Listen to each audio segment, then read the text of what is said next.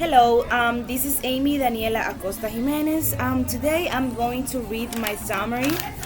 This one I already uploaded in the platform, Classroom, and also the other one.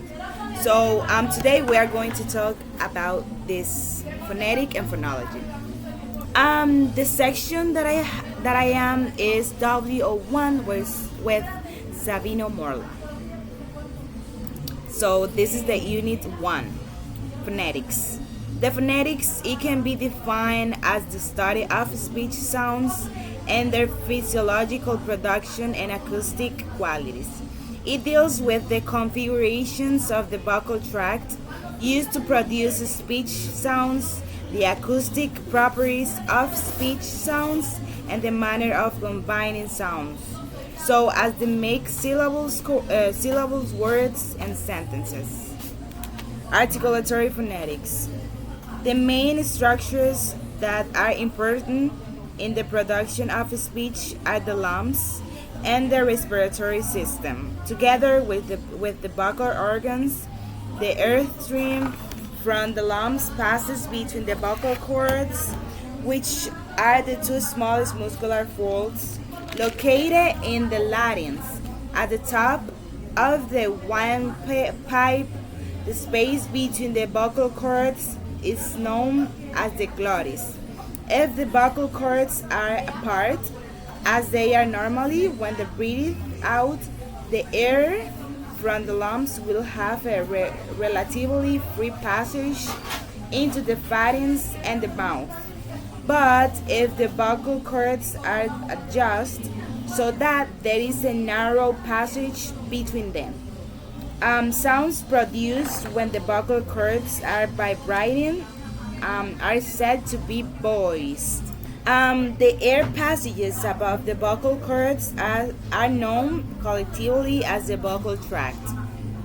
For phonetic purposes, they may be divided into the oral tract within the mouth and the pharynx, and the nasal tract within the nose. Many speech sounds are characterized by movements of the lower articulators, the tongue or the lower lip toward the upper articulators with the oral tract. The major division in speech sounds is the between vowels and consonants. Consonants. If the formation of consonants and earth strings through the vocal tract is obstructed in some way, consonants can be classified according to the place and manner of this obstruction. The principal terms that are required in the description of English articulation and the structures of the vocal tract that they involve are bilabial, the two lips, dental, tongue tip or blade, and the upper front teeth, alveolar, tongue tip or blade, and the teeth ridge, retroxflex, tongue tip, and the black part of the teeth ridge, palatal, alveolar, tongue blade, and the black part of the teeth ridge, palatal front of the tongue and hard palate, and the velar back of tongue and soft palate. There are 6 basic manners of articulation that can be used at these places of articulation. Those are stopped, fricative, approximant, trill, tap, and lateral. So now I'm going to define or give some information about all this basic manner of articulation. Stopped. Stops involve closure of articulators to obstruct the earth strings. This manner of articulation can be considered in terms of nasal and oral stops. If the soft palate is down so that air can still go out through the nose, that is said to be a nasal stop. Sounds of this kind occur at the beginning of the words my and night. If In addition to the articulatory closure in the mouth, the soft palate is raised so that the nasal tract is blocked off. Fricative. The fricative sound involves the close approximation of two articulators so that the airstream is partially obstructed and a turbulent airflow is produced. Approximant. Approximants are produced when one articulator approaches another but does not make the vocal tract so narrow that a turbulent results. Trill. A trill results when an articulator is held loosely, fairly close to another articulator, so that it is set into vibration by the air stream. Taps. A tap is produced if one articulator is thrown against another, as when the loosely held thumb tip makes a single tap against the upper teeth or the alveolar ridge. Laterals. When the airstream is obstructed in the midline of the oral tract and there is incomplete closure between one or both sides of the tongue and the roof of the mouth, the resulting sound is classified as the lateral. So now we have secondary articulations. When an approximant articulation occurs at the time as another articulation is being made at a different place in the vocal tract, the approximant is said to form a secondary articulation. At a lip rounding is called labialization. It occurs in the formation of several English sounds during the pronunciation of the palato-alveolar fricative at the beginning of the word shoe, raising of the front of the tongue while simultaneously making another articulation elsewhere in the vocal tract is called palatalization. Raising of the back of the tongue to the form a secondary articulation is called velarization. Retracting of the root of the tongue while making another articulation is called pharyngealization. The contrast between the voiced and voiceless states of the glottis during the release of the articulation, thus both the P in pin and that is in spin are voiceless, bilabial stops. When there is a period of voicelessness during the release of an articulation, the sound is said to be aspirated. Type of earth stream.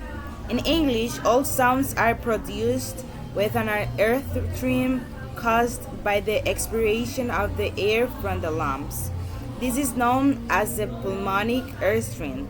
When there is an upward movement of the closed glottis, the resulting sound is called an ejective. A downward movement of the glottis is used in the production of implosive sounds, which occur in many American, Indian, African, and other languages. To summarize, a consonant may be described by reference to 7 factors: states of the glottis, secondary articulation, if any, of course, place of articulation, that's the third one, type of earth stream, central of or lateral articulation, belly closure, oral or nasal, and manner of articulation. Okay, we have now the vowels. Vowels traditionally have been specified in terms of position of the highest point of the tongue and the position of the lips. The specification of vowels in terms of the position of the highest point of the tongue is not entirely satisfactory for a number of reasons. Suprasegmentals, vowels and consonants, can be considered to be the segments of which speech is composed. Together, they form syllables, which in turn make up utterances. This included variations in stress, accent, and pitch, tone, and intonation. Variations in lengths are also usually considered to be suprasegmental features. Acoustic phonetics. Speech sounds consist of a small variation in air pressure that can be sensed by the ear.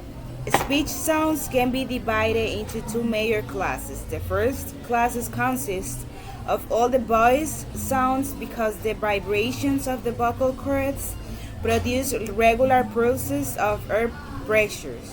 The quality of sounds is determined by the smaller variations in air pressure that are superimposed on the major variations that recur at the fundamental frequency. Vowel formants. The resonant frequencies of the vocal tract are known as the formants.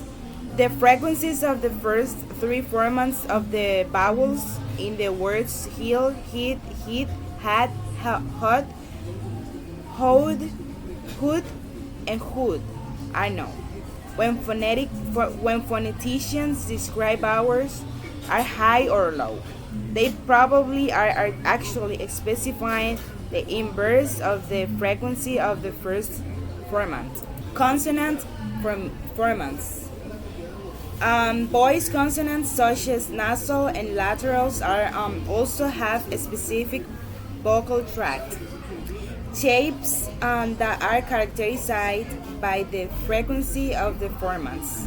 Other voice consonants such as stops and approximants, semivowels, are more like vowels in that they can be characterized in part by their resonant frequencies, the formant of the vocal tract shapes. Okay, now instruments for acoustic phonetics.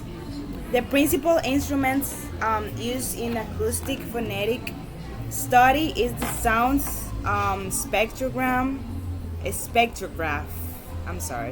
This device gives a visible record of any kind of sound. In a spectrographic analysis of the phrase speech pictures, time of occurrence of each item is given on the horizontal scale. Okay, now linguistic phonetics. Phonetics is part of linguistics in that one of the main aims of phonetics is to determine the categories that can be used in explanatory description of languages. A grammar may be divided into three parts. The syntactic component, which is a set of rules describing the ways in which words may form sentences. The lexicon, which is the list of all the words and the categories to which they belong. And the phonological component, which is a set of rules that relates phonetic descriptions of sentences to the syntactic and lexical descriptions. Now, phonological rules. In a lexicon of a language, each word is represented in its underlying or basic forms, which discounts all the alternations in pronunciations that are predictable by phonological rules. Now, features. Each of the phonemes that appears in the lexicon of a